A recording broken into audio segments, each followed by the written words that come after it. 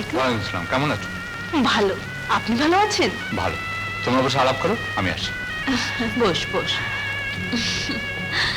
তা এত সাত সকালে? এই নে কার্ডটা।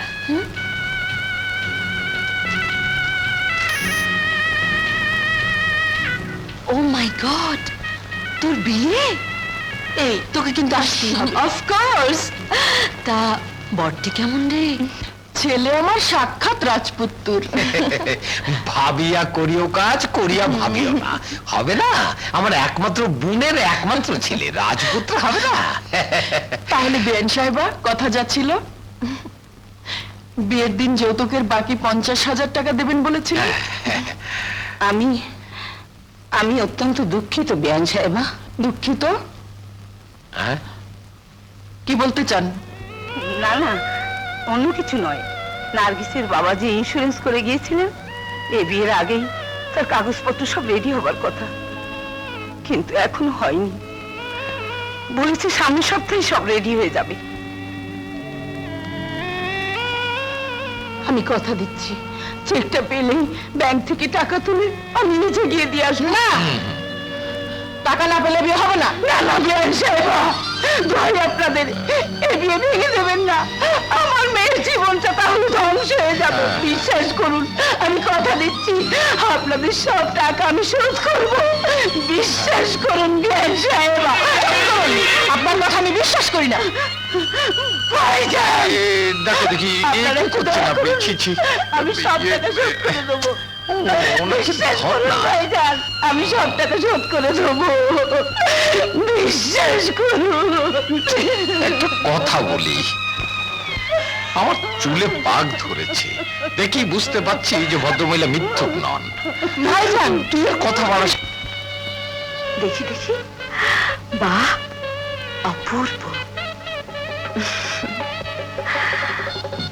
দাঁড়া, তোর বরটিকে দেখে আসি।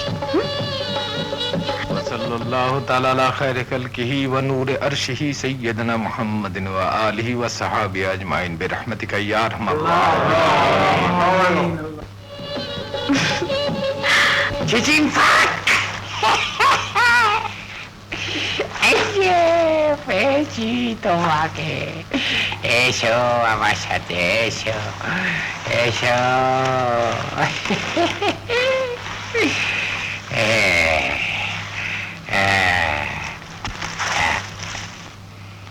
কানে রাখি।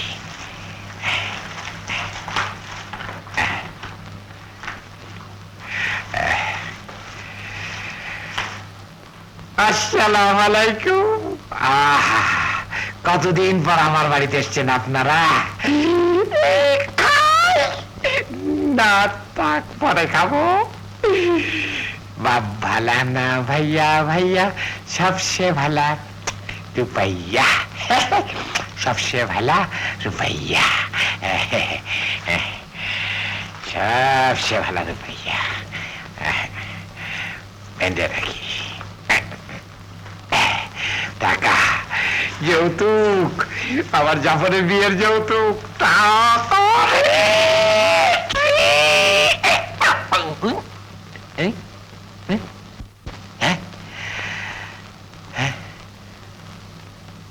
হয়, ভোরের স্বপ্ন সত্য হয়।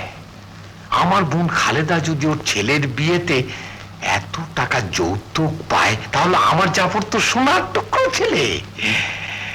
এবার ব্যাংকক থেকে ফিরে এলে ওর বিয়ে দেবো, তারপর শুধু টাকা টাকা। সেই টাকা ফিক্সড ডিপোজিট করে ব্যাংকে রেখে দেবো।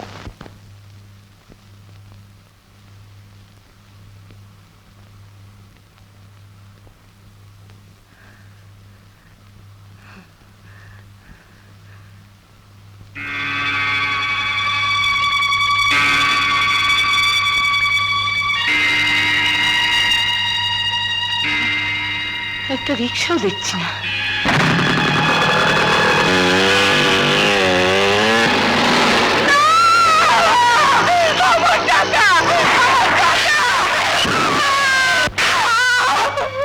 হারামজাদি, তোর মা চালাকি করে তোকে আমার ঘরে গছিয়ে দিয়ে যৌতুক দেবার ভয়ে আত্মহত্যা করেছে তা আমি বুঝি না না?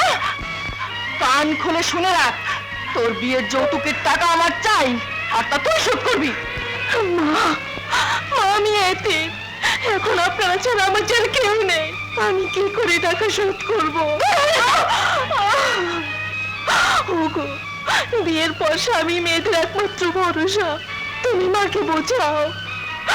আমি এতিম, আমি এতিম।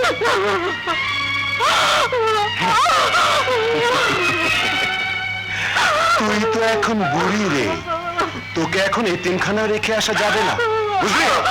আমি আমার ছেলের আবার বিয়ে দেব, তুই এ বাড়ি থেকে বেরিয়ে যা। না! আমি বেঁচে থাকতে তা কিছুতেই হতে দেবো না। তুমি, তোমাকে এর মধ্যে কে আসতে বলেছে? আমার বিবেক। রাখো তোমার বিবেক। তোমার ওই বস্তা পচা বিবেক নিয়ে সারাটা জীবন চাকরি করে রিটায়ার করেছো, এখন পঙ্গু হয়ে ছেলের ঘাড়ে বসে বসে হারাম খাচ্ছ। লজ্জা করে না তোমার? আমাদের মা ছেলের ব্যাপারে নাক গলাতে এসো না। সীমা লঙ্ঘন করো না খালেদা, সীমা লঙ্ঘন করো না, আল্লাহ সইবে না। তোমরা যা করছো তার জবাব আজ না হোক কাল ওপর আল্লাহর কাছে তোমাদের দিতেই হবে। এই এদিকে আয়, কথা আছে। এই, বুড়োটাকে নিয়ে আর পারছি না। বাবা, আমি এখন কি করবো বাবা? মা, তুই পালা, পালা, এই নরক থেকে তুই পালা, নইলে নইলে যৌতুকের টাকার জন্য ওরা তোকে জ্বালিয়ে পুড়িয়ে মেরে ফেলবে মা, মেরে ফেলবে। তুই পালা।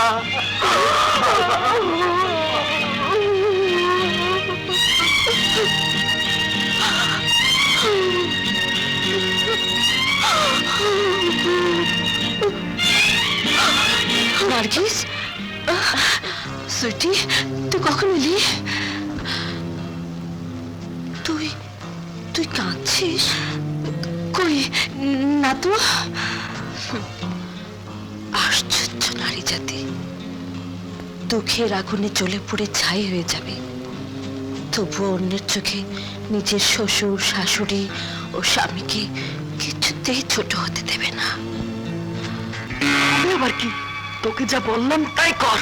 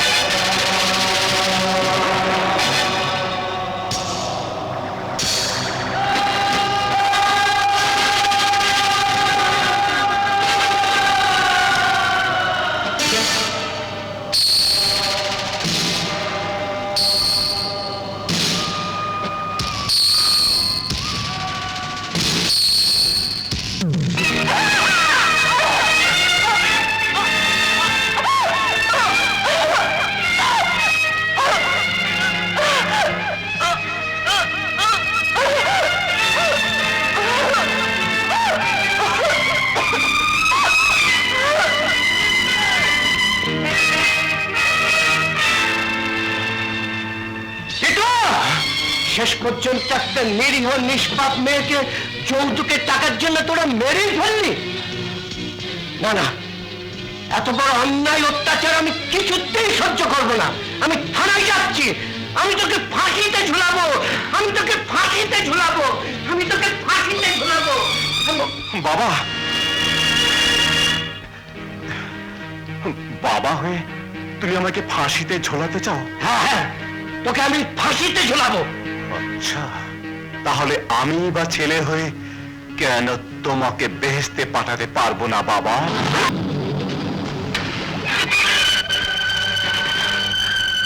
কিন্তু এই ঘরে এভাবে ওদেরকে পোড়াচ্ছিস কেন? কারণ আইনের কাছে প্রমাণিত হবে ঘরের বউ রান্নাঘরে রান্না করতে গিয়ে অসাবধানতার ফলে তার সারা গায়ে আগুন ধরে যায়। তার চিৎকারে পঙ্গু বুড়ো শ্বশুর পুত্রবধূকে বাঁচাতে গিয়ে নিজেও আগুনে পুড়ে মারা যায়। It's an accident.